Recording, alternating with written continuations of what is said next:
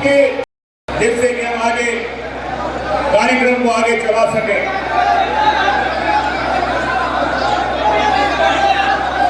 मेरी सबसे दरख्वास्त है, की पहचान झूठ और लूट की है। अगर आप घर में पहुंचा दोगे कि बीजेपी के लोग झूठ भी बोलते हैं और लूटने का भी काम करते हैं, ये वो लोग हैं जिन्होंने दुख और तकलीफ और परेशानी दी है। ये वो लोग हैं जो किसी की परवाह नहीं करते भारतीय जनता पार्टी के। और कई मौके ऐसे आए हैं जहां पर आपने देखा है कि अगर कोई खड़ा हुआ है तो समाजवादी पार्टी आपको खड़ी दिखाई दी। मुझे याद है लखनऊ से लेकर के कानपुर और आपके यहाँ पर ऐसी घटनाएं घटी जिस आंदोलन में आप लोग निकल पड़े और आप अपने लिए नहीं निकले थे। संविधान और देश जो आपको अधिकार देता है, जो आपको आजादी देता है, उसको ये खत्म करना चाहते हैं, आपको परेशानी में डालना चाहते हैं। उस आंदोलन में अगर कोई भी कहीं शहीद हुआ है तो अगर किसी ने आगे बढ़ करके मदद करने का काम किया तो समाजवादी पार्टी में, चाहे वो लखनऊ रहा हो, कानपुर रहा हो और आपके कस्बे में अगर कोई नौजवान की जाते उस आंदोलन में, जो देश का आंदोलन था, हमारे अपने अधिकारों का आंदोलन था, उसमें मदद करने का काम अगर किसी ने किया तो समाजवादी पार्टी ने किया था। और हम आपको भरोसा दिलाते हैं कि हम समाजवादी लोग दूसरे दलों की तरह नहीं है जो एक बार मदद करके भूल जाए। हम लोग जब कभी भी मौका पाएंगे तो आपके लोग भी मदद करने का काम करेंगे। लेकिन मैं आपसे कहना चाहता हूँ, कुछ लोगों से तो हम लोग सामने लड़ाई लड़ रहे हैं, लेकिन कुछ लोग बीजेपी से मिलकर के समाजवादी पार्टी को कमजोर करना चाहते हैं, क्योंकि उनका डर, उनका भारतीय जनता पार्टी का डर समाजवादियों से है, क्योंकि उनका मुकाबला अगर कोई कर सकता है तो समाजवादी पार्टी कर सकती है। इसलिए आप लोग ऐसी ताकत से भी सावधान रहना जो समाजवादी पार्टी उस आंदोलन को कमजोर कर करके बीजेपी की मदद करना चाहता है। आज के समय पर किसको सुरक्षा मिलती है बताओ? देश के बड़े बड़े नेता जो विपक्ष में थे उनके घर छिन गए, सिक्योरिटी छिन गई। हमारे पास सिक्योरिटी थी, हमारी सिक्योरिटी छिन गई। हमारे और लोग थे, उनकी सिक्योरिटी छिन गई। दिल्ली में और पार्टी के बड़े बड़े नेता, उनकी सिक्योरिटी छिन गई। लेकिन पता नहीं क्या हुनर है कि जो सिक्योरिटी छीनती है सरकार, वो दूसरों को सिक्योरिटी दे रही है। ये बात समझ में आ रही है कि नहीं समझ में आ रही? इसलिए ऐसे लोगों से भी सावधान रहना जो आगे से तो आपके दिखाई दे रहे हैं, लेकिन हो सकता है पीछे से दूसरे दलों से मिले हुए। और हमने तो बहुत से दलों को बहुत करीब से देखा है, बहुत से करीब से गठबंधन कर करके भी देखा है। ये बीजेपी के लोग किसको कब अपना बना दें और किसको आपसे कब छुड़वा दें ये पता नहीं है। कुछ डर के छोड़ जाते हैं, कुछ स्वार्थ और लालच की वजह से बीजेपी का साथ देते हैं। इसलिए तमाम चीजों का आप समझते हैं, उन चीजों को समझते हुए आप हमारे मनोज जो है चल रहे हैं, इनकी मदद करना, सहयोग करना, एक एक वोट इनके पक्ष में डालने का काम करना, यही निवेदन। लगभग चंदा वसूल दिया और ये आज महंगाई दिखाई दे रही है, ये महंगाई किसी कारण नहीं है, बाजार के कारण नहीं है। ये जो बाजार में महंगाई दिखाई दे रही है, ये भारतीय जनता पार्टी की चंदा वसूली की वजह से महंगाई दिखाई दे रही है। क्योंकि जिनसे इन्होंने झंडा लिया धरा के धंधा के, उन्हीं लोगों को खुली छूट दे दी। जाओ जो मुनाफा कमाना चाहते कमा लो। और उसका परिणाम क्या है? क्या हमें और आपको महंगाई का सामना करना पड़ता है। ये वो लोग हैं जिन्हें कानून से लेकर के किसी की चिंता नहीं है, संविधान की चिंता नहीं। और इनकी सरकार में आपने देखा होगा केवल उद्योगपति नहीं, जो इन पार्टी के खिलाफ अगर कोई खड़ा हो गया है, कोई आवाज उठाया है, उसके खिलाफ इन्होंने छोटी कार्रवाई की। चाहे किसी दल का बना रहा हो, अगर बीजेपी के सामने खड़ा है तो उसके नेता को झूठा फंसाने का काम किया। आप जानते होंगे पूरे प्रदेश में अगर सबसे ज्यादा झूठे मुकदमे किसी पार्टी के ऊपर लगे हैं तो केवल समाजवादी पार्टी है, दूसरा दल नहीं है जिसके ऊपर इतने मुकदमे लगे।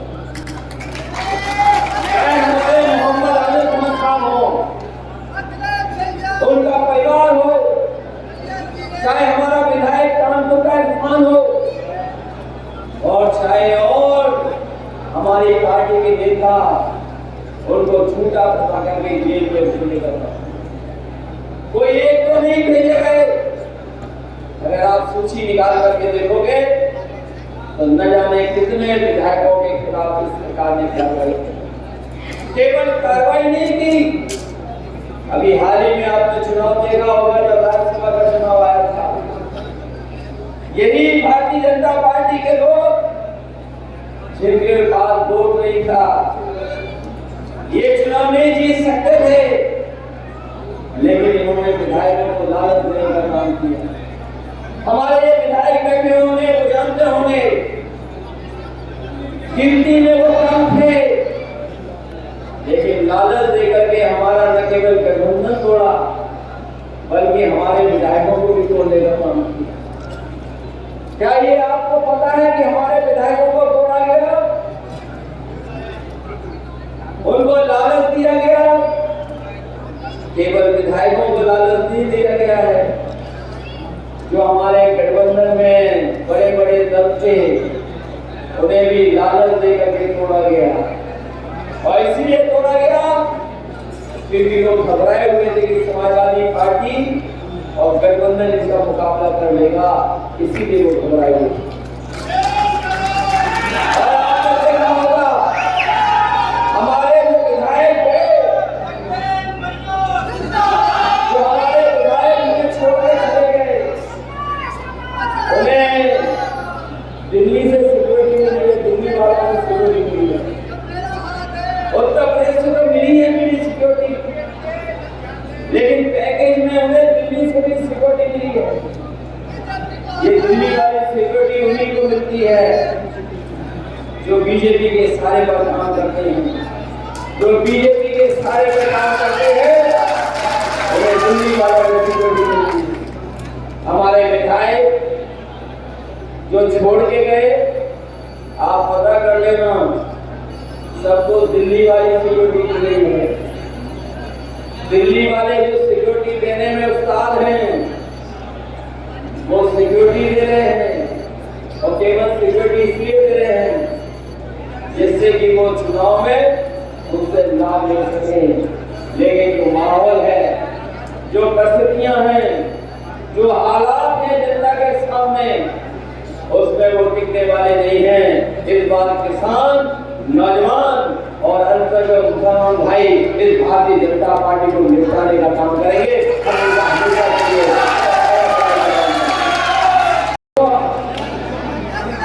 हमारे गठबंधन का नाम है इंडिया गठबंधन। जो लोग अंग्रेजी जानते होंगे थोड़ी बहुत, वो गठबंधन को जानते होंगे कि गठबंधन का नाम इंडिया गठबंधन है। और ये इंडिया गठबंधन INDIA है। हम और आप तो इंडिया गठबंधन बोलते हैं, लेकिन बीजेपी के लोग इसको इंडी गठबंधन बोलते हैं। इंडी गठबंधन सोचो उन्हें अंग्रेजी नहीं पता है, जिन्हें अंग्रेजी नहीं पता हो जानबूझ करके इंडी गठबंधन बोलते हो, वो इसलिए बोल रहे हैं क्योंकि वो इंडिया गठबंधन से घबराए हुए हैं। लोग चर्चा कर रहे थे कि ये गठबंधन नहीं होगा, ये गठबंधन चलेगा नहीं, इंडिया गठबंधन। लोग लखनऊ से लेकर के दिल्ली और दिल्ली से लेकर के पटना तक लोग इस बात की चिंता कर रहे थे कि ये इंडिया गठबंधन बन पाएगा कि नहीं बन पाएगा। मुझे याद है वो दिन जब बिहार के नेता ने इंडिया गठबंधन छोड़ा था, उस समय पूरे देश की प्रेस से लेकर के राजनीतिक दल ये चर्चा करने लगे थे कि इंडिया गठबंधन नहीं चलेगा। उसी दिन उसी रात समाजवादी पार्टी ने फैसला लिया और कहा कि उत्तर प्रदेश के गठबंधन में अगर हमें ज्यादा भी सीट देनी पड़ेगी तो हम सीट देंगे, लेकिन अपने इंडिया गठबंधन को बचाने का काम करेंगे। अगर देश की राजनीति में इंडिया गठबंधन को अगर किसी ने बचाया और इसको आगे ले जाने का काम कर रही तो वो समाजवादी पार्टी है। और मैं जानता हूँ यहाँ पर बहुत सारे ऐसे लोग हैं जो ये चाहते थे कि इंडिया गठबंधन बन जाए, और इंडिया गठबंधन बन जाएगा तो हम भारतीय जनता पार्टी का मुकाबला करेंगे। इसलिए हम आपसे निवेदन अपील करने आए हैं, ये कांग्रेस पार्टी और समाजवादी पार्टी और हमारी आम आदमी पार्टी, ये सब हम लोग साथ आ गए और साथ इसलिए आ गए हैं क्योंकि हमें और आपको मिलकर के संविधान बचाना है, हमें और आपको मिलकर के लोकतंत्र बचाना है।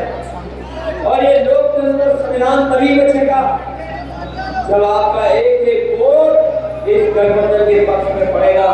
और मुझे पूरा भरोसा है कि हमारे समाजवादी पार्टी और इंडिया गठबंधन के प्रत्याशी जो अपनी बहुत महत्वपूर्ण नौकरी छोड़ करके आए हैं, जो जज थे, जो एक अधिकारी थे, उन्हें उस कुर्सी पे बैठे भी बहुत फैसले करने का मौका मिलता, न्याय दिलाने का मौका मिलता, लेकिन उन्होंने उस कुर्सी को छोड़ दिया और उन्होंने कहा कि इस अदालत से जो मैं न्याय दिला रहा हूँ वो शायद सब लोगों को न्याय नहीं मिल पा रहा है, हमारे आम लोगों को न्याय नहीं मिल पा रहा, हमारे गरीबों को न्याय नहीं मिल पा रहा, हमारे नौजवानों के अधिकार नौकरी और उन्हें न्याय नहीं मिल पा रहा। इन्होंने अपनी जज की नौकरी जो अभी 17-18 साल और बची थी उसको छोड़ करके आपकी अदालत में आने का काम किया है। और मुझे भरोसा है इनकी मदद करने का काम करेंगे, इनका सहयोग करने का काम करेंगे। और इसलिए सहयोग करने की जरूरत है क्योंकि हमारी न केवल हमारे आपके बीच की जो ताना बाना है, भाईचारा है, उस पर ही अटैक कर रहे हैं, बल्कि हमारे देश की सीमाएं भी असुरक्षित हैं। यहाँ पर नौजवान होंगे जो फौज की वर्दी पहन करके देश की रक्षा करना चाहते हैं, लेकिन इस सरकार ने दबाव ने आधी अधूरी नौकरी करने का मौका दिया। जो हमारी पक्की वर्दी वाली नौकरी थी, इस सरकार ने एक कानून से उसको बदल दिया। कोई नहीं सोचता था कि अभी भी जैसी व्यवस्था लागू हो जाएगी, लेकिन पार्लियामेंट से उन्होंने कानून पास कर करके जो हमारे नौजवानों को वर्दी पहन करके पक्की नौकरी करने का मौका मिलता था, उस नौकरी को छीन करके 4 साल की नौकरी कर दी। सोचो आप, अगर 4 साल की नौजवान नौकरी करेगा फौज में तो क्या चीन जैसे देश का हम लोग मुकाबला कर पाएंगे? जो लोग कहते हैं कि हमारे सीमाएं सुरक्षित हैं, मैं उनसे कहना चाहता हूँ कि हमारे देश के जवान जो फौज के थे, उन्होंने चीन से लड़ करके रिजांगला का जो मेमोरियल बना था, उनकी याद में था, वो एक जाकर के फौज ने वहां पर बनाया था। लोग जाते थे अपने जवानों को, और उन्होंने जो अपनी जान निछावर कर दी उसके सम्मान देने का काम करते थे। लेकिन इन बीजेपी की सरकार में वो मेमोरियल भी वाला चाइना के लोगों ने छीन लिया, तोड़ दिया। क्या ये सच्चाई नहीं है? और जब मुझसे सवाल पूछा जाता है तो ये कहते हैं कि अगर चीन ने हमारे गांव का नाम बदला है तो हम चीन का नाम बदल देंगे।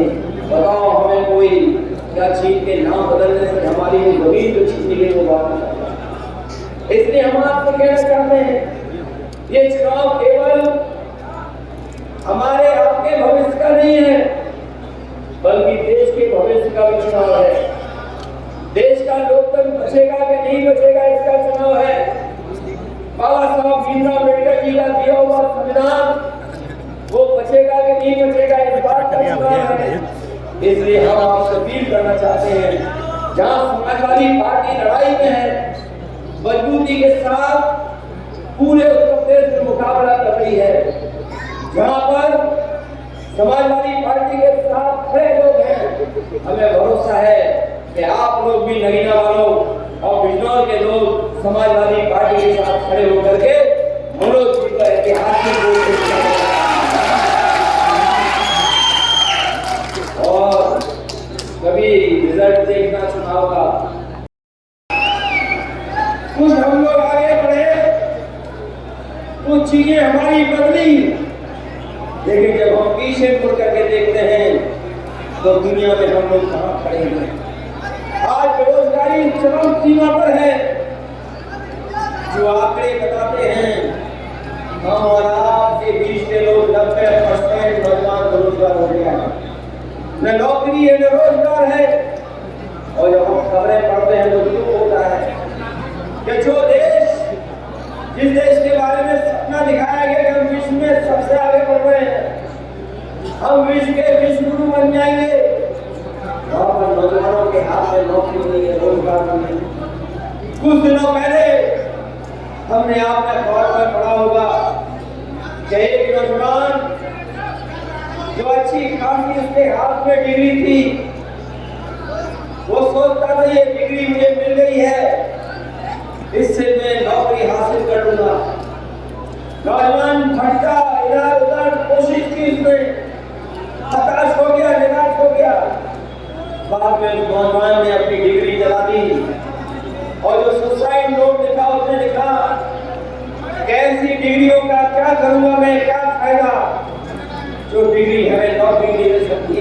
उस नौजवान ने आत्महत्या कर दी। सोचो हमारा देश किस रास्ते बन रहा है। और केवल एक नौजवान ने नहीं, जब परीक्षा के पेपर लीक हुए उसके बाद एक बेटी ने आत्महत्या की। आज इस प्रदेश में स्थिति ऐसी पैदा कर दी है कि कोई भी परीक्षा होगी उसका पेपर लीक हो जाएगा। और वही एक परीक्षा का पेपर लीक नहीं हुआ है। जो हमारे पढ़ने लिखने वाले नौजवान हैं वो जानते होंगे कि उत्तर प्रदेश की जितनी परीक्षा हुई है सबके पेपर लीक हो गए। ये पेपर लीक इसलिए नहीं कराए गए कि हमें परीक्षा करानी है, नौकरी देनी है। सरकार जानबूझ करके पेपर लीक करवा रही है। और अगर सरकार सावधान होती तो जिस समय पहला पेपर लीक हुआ था उसी समय कार्रवाई हो जाती तो शायद इतने पेपर लीक नहीं होते। ये सरकार ऐसी है जिसमें 9-10 परीक्षाओं के पेपर लीक हुए और लगभग 7 लाख ऐसा नौजवान है जो परीक्षा लिखने तो गया, परीक्षा देने गया, लेकिन जब वो घर लौटा तो पता लगा पेपर लीक हो गया, उसकी परीक्षा कैंसिल हो गई। मैं बीजेपी के लोगों से कहना चाहता हूँ, अगर ये 60 लाख नौजवान और उनके परिवार के लोगों ने अगर आपके खिलाफ वोट डाल दिया तो भारतीय जनता पार्टी अपने आप निपट जाएगी, उसको कोई फंसाने वाला नहीं। मैंने कई बार कहा और फिर दोहराता हूँ कि अगर 60 लाख बच्चे जिन्होंने परीक्षा लिखी थी और पेपर लीक हो गया, उनके परिवार के 2 सदस्यों को जोड़ते हैं, माँ बाप को, तो 3 सदस्य अगर हम जोड़े 7 लाख का गुणा करते 7 लाख का 3 में तो 1 करोड़ 80 लाख बनता है। और यही 1 करोड़ 80 लाख अगर 80 लोकसभा से हम भाग दे देंगे तो हर लोकसभा में 2,25,000 वोट भारतीय जनता पार्टी का काम हो जाए। बताओ 2,25,000 अगर एक लोकसभा में नौजवान और नौजवानों के परिवार के सदस्यों की वजह से वोट कम हो रहा है तो बताओ 80 में से सीटें कैसे मिलेंगी। ये तो नौजवान है, लेकिन इनके साथ हमारा किसान भी खड़ा है। वो किसान जिसको अपमान का सामना करना पड़ा, लाठी खा करके भी उसे आंदोलन करना पड़ा, चाहे वो लखनऊ हो, दिल्ली हो, अपने हक के लिए, अपने कानूनों को खत्म करने के लिए उन्हें जाना पड़ा होगा। तो हमारे किसान भी आंदोलन से जुटे नहीं। 1000 के लगभग किसान जिनकी जान चली गई, लेकिन किसान अपने संघर्ष को नहीं छोड़े और सरकार को सारे कानून वापस लेने होंगे। तो आप जरा सोचना कि जिस सरकार के खिलाफ किसान हो, नौजवान, तो वो सरकार बचेगी कैसे? और फिर जो लोग ये नारा दे रहे हैं कि 400 पार, जो लोग नारा दे रहे हैं 400 पार, उन्हें आखिरकार मुख्यमंत्रियों को जेल भेजना होगा। अगर 400 पार से आप सरकार बना रहे थे तो आपको दिल्ली के अरविंद केजरीवाल को क्यों जेल भेजना पड़ रहा है? आपकी जो सरकार बन रही थी, आपको झारखंड के मुख्यमंत्री को क्यों जेल भेजना पड़ रहा है? लेकिन हम आपसे कहना चाहते हैं कि हिसाब किताब भी देखा करो। और बीजेपी से ज्यादा होशियार पार्टी कोई नहीं है। बीजेपी के से ज्यादा साजिश करने वाली पार्टी कोई नहीं है। कभी आपने देखा इलेक्ट्रॉन बॉन्ड का पैसे कैसे आया है? इलेक्ट्रॉन बॉन्ड का पैसे कैसा पहुंच गया बीजेपी के पास? जिस केस को लेकर के ये अरविंद केजरीवाल और आम पार्टी और तमाम लोगों पर सवाल खड़ा कर रहे हैं, क्या उस कंपनी के मालिक ने बीजेपी तक नहीं चलता दिया? सोचो आप, एक कंपनी बीजेपी को इलेक्ट्रॉन बॉन्ड से पैसा दे रही है, उनपे कोई कार्रवाई नहीं है, और दूसरी तरफ साजिश कर करके उसी कंपनी के माध्यम से दूसरे के खिलाफ कार्रवाई होगी और जेल भेजा जाएगा। क्या आपको नहीं दिखाई दे रहा है ये सब? जिसके ऊपर एक केस नहीं, उसे झूठा केस बना करके जेल भेजा जा रहा है कि नहीं भेजा जा रहा है? और इलेक्ट्रॉन बॉन्ड केवल,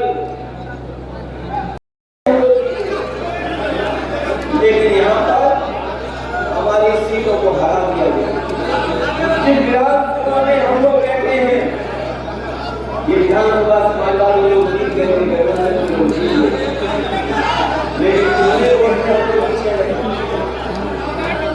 हम लोग पीछे नहीं रह गए।